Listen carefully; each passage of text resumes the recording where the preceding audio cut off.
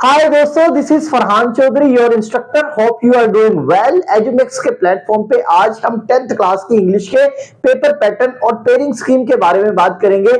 2026 में ये पेपर कैसे आएगा उसके हवाले से बात करेंगे। दोस्तों, आज हम डिस्कस करेंगे कि 10th क्लास की इंग्लिश में हम मैक्सिमम मार्क्स कैसे गेन कर सकते हैं, हम कम एफर्ट के साथ मैक्सिमम मार्क्स कैसे लेंगे, हम स्मार्ट वर्क की तरफ जाएंगे ना कि हार्ड वर्क की तरफ जाएंगे। तो दोस्तों, प्रीवियस ईयर में हमने यही पेयरिंग स्कीम को यूज करते हुए मैक्सिमम मार्क्स बच्चों को दिलवाए थे। आप ये समझ लें कि हमारे 80% बच्चों के 70 प्लस मार्क्स से आउट ऑफ 75। तो ये फॉर्मूला इस साल भी मैं आप लोगों के साथ शेयर करने वाला हूं। 10th क्लास की इंग्लिश में हमारे पास जो टोटल मार्क्स है वो 75 है और इस 75 मार्क्स के पेपर को सोल्व करने के लिए हमारे पास 2.5 घंटे होते हैं, मींस के 150 मिनट्स हमारे पास होते हैं। अब जो टोटल नंबर ऑफ क्वेश्चंस होते हैं, इसमें शॉर्ट क्वेश्चन भी है, मल्टीपल चॉइस क्वेश्चंस भी है और लॉन्ग क्वेश्चंस भी है, वो 8 है।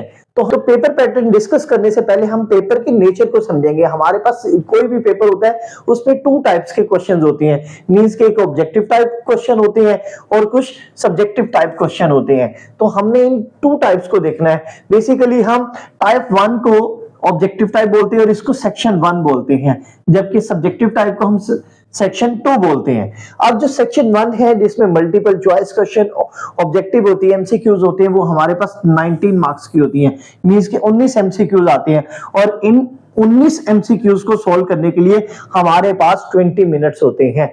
उसी तरह से क्योंकि अब हमारे पास 56 मार्क्स लॉन्ग क्वेश्चंस के लिए होते हैं सेक्शन 2 में, सब्जेक्टिव पार्ट के लिए, और इन क्वेश्चंस को सॉल्व करने के लिए हमारे पास जो टाइम होता है वो 130 मिनट्स, मींस के 2 आवर और 10 मिनट्स मौजूद होते हैं।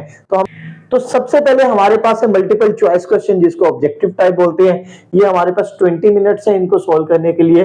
19 मार्क्स का ये क्वेश्चन होता है और ये एक एमसीक्यू की जो है ना 4 हमारे पास ऑप्शंस होती हैं। अच्छा, अब ये जो 19 मार्क्स है हमारे पास, ठीक है, अब ये टेक्स्ट बुक में से भी आते हैं और हमारे पास ग्रामर में से भी आते हैं, ठीक है।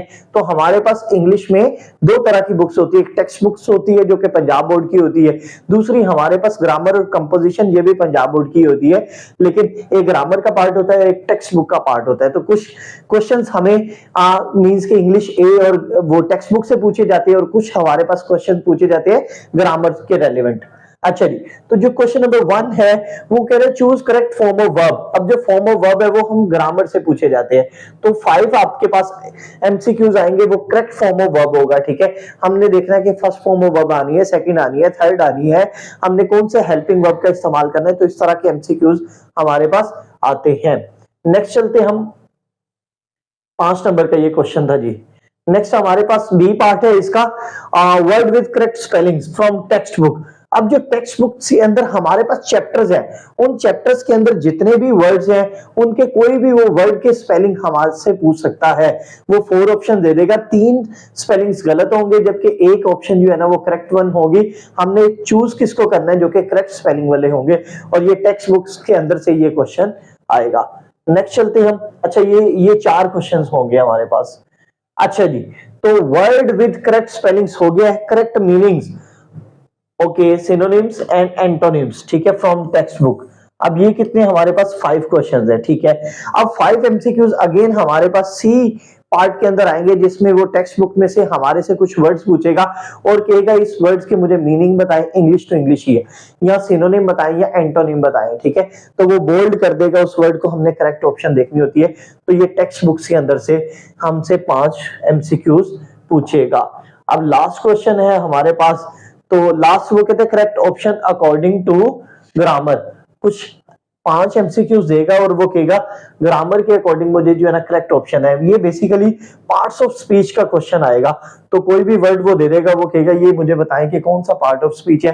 बेसिकली वो पूछना चाह रहा है ये नाउन है, प्रोनाउन है, एडजेक्टिव है, एडवर्ब है, और इनकी टाइप्स कौन सी वाली है। जैसे नाउन की है तो ये प्रॉपर नाउन है, कॉमन नाउन है, कलेक्टिव नाउन है। तो ये पार्ट्स ऑफ स्पीच से रेलिवेंट हमसे 5 एमसीक्यूज पूछेगा। तो ये 19 हमारे पास एमसीक्यूज कंप्लीट हो गए। 19 के 19 कंपलसरी होते हैं, हमने सारे सोल्व करने होते हैं और इजी होते हैं। और नॉर्मली ये पार्ट जो पास्ट पेपर्स होते हैं उनको रिपीट कर रहा होता है। तो नेक्स्ट हमारे पास है जी सब्जेक्टिव टाइप मींस कि अब हमारे पास है सेक्शन 2 सब्जेक्टिव टाइप है। टोटल हमारे पास हमने बात की थी कि 8 क्वेश्चन है, अब 2 to 8 क्वेश्चन है वो सारे सब्जेक्टिव पार्ट है, ये लॉन्ग क्वेश्चन से रेलिवेंट है, ठीक है। लॉन्ग क्वेश्चन है मींस कि इसमें शॉर्ट क्वेश्चंस भी आ सकते हैं, लेकिन ये सब्जेक्टिव टाइप में डिस्कस किया जाता है, सेक्शन 2 में है। क्वेश्चन नंबर 2 में हमारे पास शॉर्ट क्वेश्चन आंसर्स आते हैं, ठीक है जी। अब ये जो टेक्स्ट बुक से आना है क्वेश्चन नंबर 2, आपके जो चैप्टर्स हैं, चैप्टर के लास्ट पे जो एक्सरसाइज के क्वेश्चंस होते हैं उनमें से आता है, और कुछ जो है ना ये एक्सटेंसिव भी होता है, खुद से भी बना के दे देता है। टोटल हमारे पास 8 क्वेश्चंस आते हैं, 8 में से हमने 5 सॉल्व करने होते हैं। 2 नंबर का एक जो है ना ये क्वेश्चन होता है, तो 5 पेपर आएंगे, 5 क्वेश्चन आएंगे, तो आपके पास टोटल मार्क्स हो गए 10 मार्क्स। अच्छा ये भी याद रखिएगा कि ये जो 8 क्वेश्चंस हैं ये 3+5 के रेशियो के साथ आ जाते हैं। अब जो ये 5 है ये एक्सरसाइज से आ जाते हैं जो आपके लास्ट पे दिए होते हैं, और अगर सिर्फ आप एक्सरसाइज के अच्छे से क्वेश्चन सोल्व कर लें, याद कर लें, तो 5 के 5 आप सोल्व कर लेंगे। जबकि ये जो है ना वो चैप्टर के अंदर से जो है ना एक्सटेंसिव क्वेश्चंस बना देता है, तो ये वाले भी आप प्रिपेयर कर सकते हैं। हालांकि आप सिर्फ 5 वो वाले सॉल्व कर लें जो कि एक्सरसाइज के एंड पे दिए हैं, तो आपका ये क्वेश्चन भी 10 मार्क्स का कंप्लीट हो जाता है। नेक्स्ट चलते हैं फटाफट। नेक्स्ट हमारे पास है क्वेश्चन नंबर 3। अगेन ये टेक्स्ट बुक में से क्वेश्चन आएगा, ये translation of a paragraph from English to Urdu. आपके पास जो इंग्लिश के चैप्टर्स हैं उन चैप्टर्स में से आप लोगों ने क्या करना है, एक ही आप लोगों को ट्रांसलेशन पैसेज आएगा, और वेटेज इसकी काफी है, 8 नंबर का ये क्वेश्चन है, ठीक है। तो 8 मार्क्स के लिए आपने एक ही पैसेज आएगा आपको, ठीक है। आपने क्या करना है, उस इंग्लिश के पैराग्राफ को उर्दू की ट्रांसलेशन में कन्वर्ट करना है। तो जब ये बात याद रखिए, अच्छा ये समरीज के चैप्टर में से नहीं आएगा, जो रेस्ट ऑफ द चैप्टर्स है उनमें से आप लोगों को एक पैराग्राफ आ जाएगा, उस पैराग्राफ की आपने क्या करनी है, इंग्लिश टू उर्दू ट्रांसलेशन करनी है। और मोस्ट इंपॉर्टेंट है, वेटेज भी काफी ज्यादा, 8 मार्क्स बहुत ज्यादा होते हैं, ठीक है। और एक बात और भी याद रखिएगा, जब किसी क्वेश्चन में कोई चॉइस नहीं होती तो एवरीथिंग इज इंपॉर्टेंट, हर चीज, हर टॉपिक, हर पैराग्राफ इंपॉर्टेंट होता है, तो आपने हर चीज को प्रिपेयर करना होता है, क्योंकि एक ही पैराग्राफ आना है, अगर आपको नहीं आता होगा तो इसका मतलब है 0 पे, अगर आपको आता होगा तो 8 मार्क्स आपकी पॉकेट में है, ठीक है। तो क्वेश्चन नंबर 3 है, 8 मार्क्स का है। जल्दी से आगे चलते हैं। अच्छा जी, नंबर 4 पे क्वेश्चन है हमारे पास, समरी ऑफ द पोएम। एक ही आनी है, एक ही करनी है, ठीक है जी। 5 नंबर की समरी है, 5 मार्क्स की जो है ना ये कंपल्सरी क्वेश्चन है, मोस्ट इंपॉर्टेंट है। टोटल आपके पास सिर्फ 3 समरीज है 10th क्लास के अंदर, 3 में से एक आ जानी है। तो आपको मैं वर्ल्ड बिगेस्ट गेस दे रहा हूं कि आपने सिर्फ 3 पॉइंट्स तैयार करनी है, 3 समरीज तैयार करनी है, उसमें से एक समरी आपको आ जानी है, ठीक है। तो वीडियो को साथ साथ आप लोगों ने लाइक करते जाना है, शेयर करते जाना है, आपके फायदे के लिए पढ़ा रहा हूं जी। तो नेक्स्ट क्वेश्चन है जी हमारे पास, अच्छा ये भी टेक्स्ट बुक में से था ना, अब जो क्वेश्चन है वो जो है ना हमारे पास ग्रामर में से आना है, ठीक है। तो उसके बारे में बात करते हैं। इस क्वेश्चन को हम बोलते हैं जी ऐसे। आपने ऐसे लिखना होता है 150 to 200 वर्ड्स, और आपको 3 ऐसेज आने हैं, आपने 3 ऐसेज में से सिर्फ एक करना है। मींस कि 8-10 सिर्फ ऐसे हम पढ़ ले तो उसमें से एक आ जाता होता है। देखिए 3 ऐसेज में से सिर्फ एक जो है ना ऐसे आपने सोल्व करना है, तो आपके पास अच्छी खासी जो है ना ये चॉइस मिल जाती है, आप इजीली इस जो है ना ऐसे को प्रिपेयर कर लेते हैं। तो 15 मार्क्स के लिए आप जो है ना ऐसेज को बहुत अच्छे से प्रिपेयर करते हैं, उसको याद करके लिखना होता है आप लोगों ने, फिर जाके ये मार्क्स आते हैं।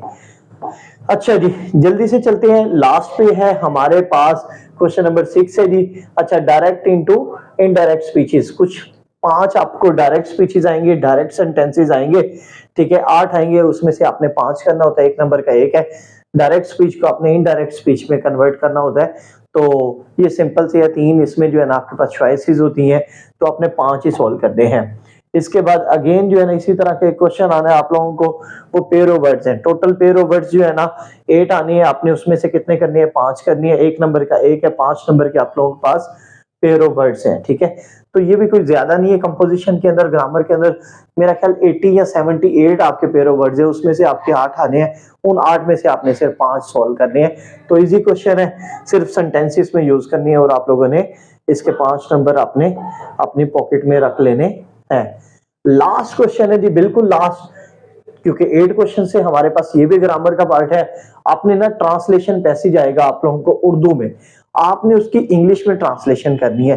ये आपकी कंपोजिशन के अंदर 40 पैराग्राफ्स हैं, उन 40 पैराग्राफ्स में से सिर्फ एक आना है, ठीक है।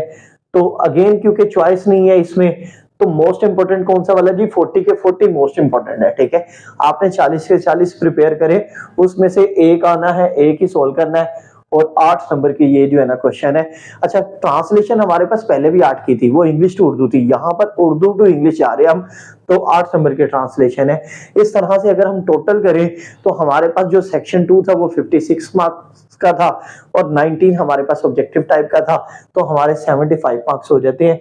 और अच्छा, 75 आउट ऑफ 75 मार्क्स भी आ जाते हैं। क्विकली जरा इसके कंक्लूजन की तरफ चलते हैं, ठीक है। ए पार्ट को हमने डिस्कस कर लिया था जी, 19 मार्क्स के लिए एमसीक्यूज आते हैं।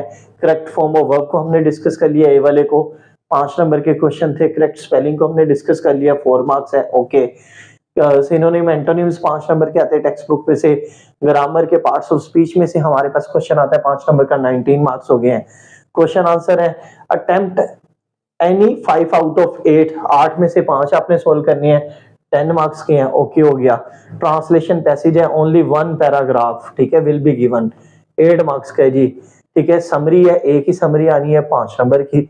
अच्छा जी, ऐसे है 3 में से 1 करना है, आप लोगों ने 15 मार्क्स। अच्छा, ये वाली बात रहने दीजिएगा, ये बच्चे नहीं सॉल्व करते हैं, मतलब इसकी ऐसे की रिप्लेसमेंट में ना एक पैराग्राफ भी आ जाता है, तो वो कहते हैं आप इसको जरा रिफ्रेश करें। डायरेक्ट इनडायरेक्ट आते हैं आपको कंपोजिशन ग्रामर में से, मैंने ग्रामर के पेजेस नंबर भी डाल दिए यहाँ पे ना, 5 मार्क्स के। पेयर ऑफ वर्ड्स आते हैं आप लोगों को, ये पेज 178 टू 175 टू 178 पड़े हुए हैं, टोटल 78 है, 80 के करीब है। 5 नंबर के ये पेयर ऑफ वर्ड्स यूज करने आपने, ठीक है। ये 40 पैराग्राफ है, translation from Urdu to English, 137 से लेकर जो 147 पेज है इसके दरमियान ये 40 पैराग्राफ्स है, 8 मार्क्स है। तो ये आप लोगों के पास जो है ना टोटल 75 मार्क्स का पेपर है। 7 तो अपना बहुत सा ख्याल रखना है, इस पेयरिंग स्कीम के अकॉर्डिंग तैयारी करनी है, और वीडियो को लाइक करते जाइएगा, शेयर करते जाइएगा, कमेंट बॉक्स में कोई क्वेश्चन होगा तो कमेंट करते जाइएगा, अपने दोस्तों के साथ भी शेयर करनी है। और चैनल अगर अभी तक आप लोगों ने नहीं सब्सक्राइब किया तो वो भी करें। अपना बहुत सा ख्याल रखिएगा। अल्लाह हाफिज, बाय बाय।